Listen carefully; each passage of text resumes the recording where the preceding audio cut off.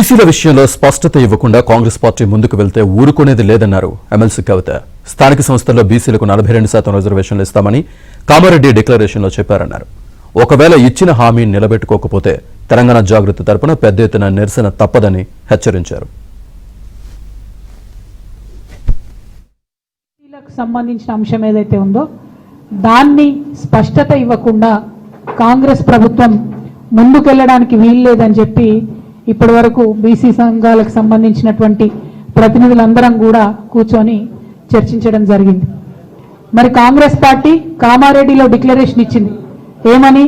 బీసీలకు సంబంధించినటువంటి అనేక అంశాలతో పాటు స్థానిక సంస్థల్లో 42% బీసీలకు రిజర్వేషన్ ఇస్తామని చెప్పడం జరిగింది. మరి 42% అనేటటువంటిది ఏ ప్రాతిపదికన కాంగ్రెస్ పార్టీ అనుకున్నదన్న విషయం ఇప్పటి వరకు స్పష్టత లేదు. మీరు ఎట్టి పరిస్థితుల్లో కూడా మీరు చెప్పినట్టుగా 42% ఇవ్వకుండా ముందుకు వెళ్లే ప్రసక్తే లేదు. మిమ్మల్ని మేము వెళ్ళనీయం. ఎక్కడికక్కడ మండల కేంద్రాల్లో కావచ్చు, జిల్లాలలో కావచ్చు, అన్ని చోట్ల కూడా నిరసన ప్రదర్శనలు చేస్తాం. మీరు 42% కాకుండా బీసీల వాటా మాట్లాడకుండా ఎన్నికలకు వెళ్తే మాత్రం కార్యాచరణ చాలా స్పష్టంగా, చాలా షార్ప్గా పెద్ద ఎత్తున రియాక్షన్ ఉంటుందని చెప్పి ఈ సందర్భంగా ప్రభుత్వాన్ని మేము తెలియజేస్తాం.